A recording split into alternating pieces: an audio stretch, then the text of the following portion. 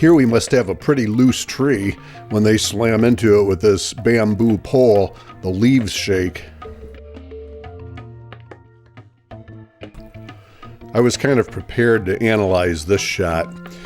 If you look in Mrs. Howell's mirror, in the reflection of the lion's head is to the right of the mirror, so on top of the rock, the lion's head should be to the left, looking at the lion on the rock. And when we see the lion on the rock, his head is to the right. And in fact, it looks like the same camera shot they just superimposed into the mirror. I noticed this little item underneath the bed here.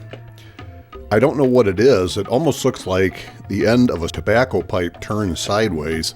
My guess is that it's the lion trainer hiding under there out of view to either make sure the lion does everything right or to give the lion signals.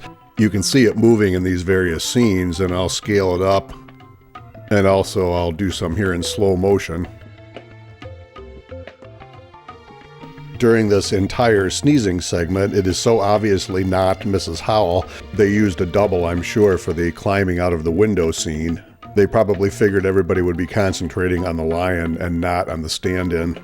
My guess is that Natalie Schafer did not want to be in any of the scenes with the lion. In taking a look at this whole sequence here where Gilligan is befriending the lion, I am not sure on this, but my guess would be they used a stand-in for Bob Denver in the shots where he's actually handling the lion. It's definitely a different setup when it shows Gilligan head-on because his arms are out straight compared to how his arms are when he is touching the lion. And then here we do see a glimpse of the side of the face. If it is a double for Bob Denver, they did a good job because it does look like him. However, I notice they kind of go out of their way to keep his face hidden in these shots. First of all, it's hard to believe that all of them standing there didn't realize that it was Gilligan that ran into the sack.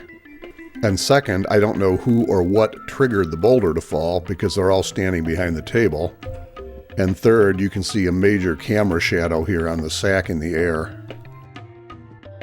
In these various solo shots of the castaways, they did a good job on continuity in the background because they change it around to match what would be behind each castaway. But if you note here, the bamboo in front of the skipper and the bamboo in front of Mr. Howell are the same. You can match up these sketches, and these shots were one immediately after the other.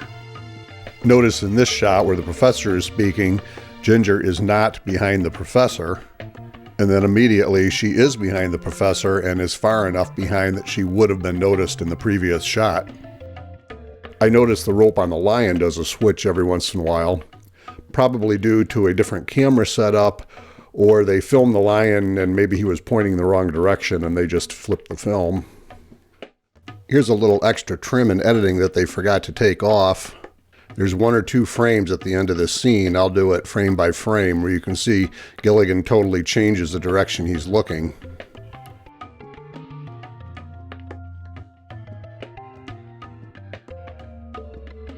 I'm running out of corned beef.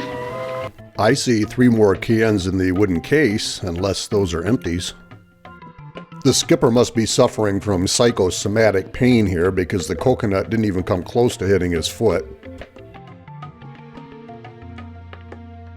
And then again here, there's nothing wrong with this shot. I just think this is a great scene. Well, you had to do it, little buddy. After all I've done to him, he still loves me. And now finally the skipper has reason to feel pain. Enough, the animal was in good shape, though he did consume 36 pounds of corned beef. Makes you wonder what kind of an unpleasant test they did on the lion to find out he had consumed corned beef.